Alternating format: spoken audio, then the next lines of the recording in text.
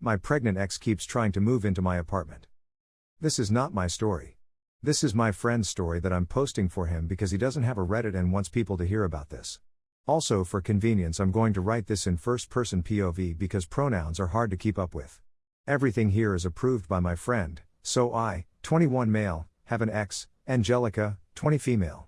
Angelica and I had an on and off relationship since we were about 15 but got serious when COVID hit and I had to move back to my hometown. We got an apartment together and very soon after she started spending a lot of time with her cousin. Long story short, she's boning her cousin. We break up. We've been broken up 9 months at this point. For 7 of those months, her phone has been on my phone bill and she owes me over $500. Fine. Whatever. I'll never see that $500 and she always makes excuses to pay me back. That's life, my own fault for letting her keep using me as a cash cow. She also took my car when we broke up and I let her because I was too afraid she would try to take my apartment too. Anyway, it's 9 months past our breakup. I get a message. Hey, I'm pregnant. I'm on my way home from work so I don't respond. That is 9 months past being my problem, it is not my baby. She messages me again. My boyfriend, the one she cheated on me with, and I have nowhere to stay. Still 9 months past my problem. Angelica has never worked a day in her life, she lives off the disability check from her boyfriend and spends it 99% on weed and fast food. She never paid rent and is documented to never pay rent. Anyway, she tells me my name is still on the lease, we're going to move in September. I tell her your name is not on the lease, it was renewed last month and I took your name off. I'm sorry. She messages me calling me in a hole and saying she's moving in because she has nowhere for her baby and 3 dogs to stay. Mind you, my apartment is more like a studio and barely fits me, let alone 2 other people and 3 dogs. I tell her it's not happening, I'm moving out of town soon anyway, also come pick up her SHT that she's left at my apartment for 9 months.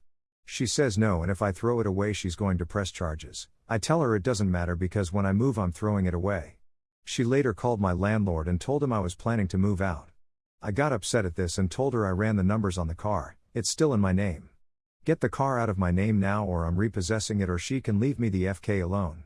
She started bawling on a call asking how I could do this to her and her unborn child and I was condemning her and her child to be homeless. She also still has a gun in my name that I told her to give back or I'm calling the cops. I'm really considering repossessing the car since it was mine from the start and is still in my name. She doesn't deserve to get a free car handed to her, she needs to wake up. She keeps saying she needs a place to stay, I'm ruining her and her baby's life. It's literally my apartment, that she has never once paid rent on. I don't know how she thinks she's entitled to just live in my apartment with the guy she cheated on me with and 3 dogs. I hope the baby ends up okay, it's not its fault its mother is a spoiled brat, but I also hope being homeless and carless wakes her the FK up. Tiny update, my friend said his ex is coming to pick up her SHT tomorrow and return the gun. If he gets shot I'll let you guys know I guess. Update, her and her boyfriend, fake cousin, came to his, my friend's, apartment, returned the gun and picked up her shit. Her boyfriend then proceeded to wave his own gun around and demand to be put back on the lease, not how that works. My friend called the cops, they booked it out of there before the cops arrived. I'm not sure about the rest. Also no response back from him so I don't know at this point. Alright, final update, phone is not on the phone bill, her stuff is out of his apartment, his gun is returned, dog is in his possession, still no car. He said it's not worth it at this point. My friend asked for no charges so I doubt anything will happen. He said he's cutting her out of his life, no contact. I'm personally upset about the car but nothing to do about it now. Story 2. I caught my ex-wife cheating when I tried to surprise her. It was Labor Day weekend in 2021. My then wife was in TX for training in the Air Force, we both were in. We lived in Ohio at the time. During her training, she would call the kids, 7 and 3 at the time, and me every day and stay on the phone for a long time just talking about anything. Then suddenly she started talking less and less. Still daily, but only 2 minutes if that. She would say that she had to study for tests. Then she started missing days completely. After the 3rd time, I called her later and asked WTH was going on. She was utterly wasted, extremely drunk on the phone. I got mad and hung up. The next day, she says she needs space. Like I'm the bad guy here? We barely talked for 2 weeks after that. To backtrack a bit. We married when I was 25. She was 23. Dating for 4 years before that. When we were dating, she went to visit her friend in CA. Her friend married a Marine and moved there. Well, during that time, she was also going to meet a guy she had never met. Someone her friend wanted to set her up with. So for the entire 2 weeks, she was cheating on me. So we broke up for about a year. I connected back with her again, and we got back together. About 2 years later, I got married. During our marriage, she completely changed. She denied me intimacy and affection. When she rejected me, I would naturally get upset. I would say mean things to remind her of what she did because I knew it would hurt her. Fast forward, we had 2 children. Our marriage went on with hardly any intimacy or affection from her. I would ask her to kiss me. After our second child, we were pretty much roommates. I was extremely depressed, and it was difficult to get out of bed and do anything.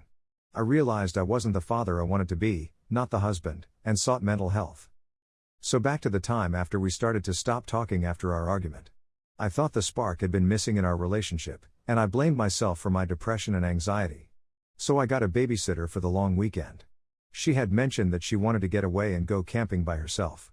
So I took it as an opportunity to surprise her so we could spend the weekend alone, just trying to get our love back to what it was. Before marriage, I went to her hotel on base and talked to the hotel staff beforehand to let them know I wanted to surprise her. They were okay with it after I showed proof of who I was. I got an extra keycard, went into her room before she returned from training, and was going to surprise her when she came in. When I got into her room, I saw a large box of condoms on her nightstand, many empty alcohol bottles in the trash, and her counters. I also saw her wedding ring in her bathroom on the counter as if the ring was stored there. I was devastated and in shock at what I saw. I hid in the closet, and when she arrived, I jumped out and said surprise. I just was still in disbelief that this was happening. Her response was, "You're not supposed to be here." Then she locked herself in the bathroom. She texted a school friend, a girl, to come. The friend rushed to her room as if it seemed like I was hurting her. To be clear, I had never raised a hand or even got close to it. Her friend left, and she came out of the bathroom. I demanded an explanation. All she could say was, "I'm sorry." It wasn't in an apologetic way, more of an "I'm sorry you had to find out this way." I left immediately, took a car to the airport, and bought the first ticket home. I could only do the bare minimum for my kids the entire weekend because I was crushed. Monday rolled around, I called, and she said she wanted a divorce. I was just in disbelief and agreed without a discussion. The only thing I could manage to get out was, "I'm taking the kids and moving back home." I was medically retiring from the military before she would return from training. Her response was, "Okay, can you take the dogs too?" After we split and I moved back, I did some digging. I checked our bank account and saw thousands of dollars at bars and other places being spent by her during the time she was in training while telling us she was studying. I also checked the phone records. I couldn't see the messages, but I could see one number that kept coming up all day, every day, back and forth. That ended up being the guy she was cheating on me with, no surprise. We finalized our divorce in February of this year without fighting. Since then, she has skipped her time with her kids twice to go on mini vacations with this guy. He lives in D.C., 7 hours away from her. We live in Mo, 6 hours from her. In our divorce agreement, she can come to see the kids whenever she wants during the week if she clears it with me first. She just did that for the first time 2 weeks ago. Since February, that is the only time she has done that. When she calls the kids, and they see she is in the car or at a place they don't recognize, they ask her where she is. She admits she is with her new BF, she drives or flies to see him instead of the kids. Last Thursday, she called me and said she messed up, missed the kids and me, and wanted to get back together. I tell her that she has to agree to go through her therapy and marriage counseling. It sounded like things were going to get better. 2 days later, she sent me a message telling me that she wasn't going to do any of that. This guy makes her so happy, and she is now engaged to this guy. My life was crushed again. The entire year I have constantly been crying and lying in bed.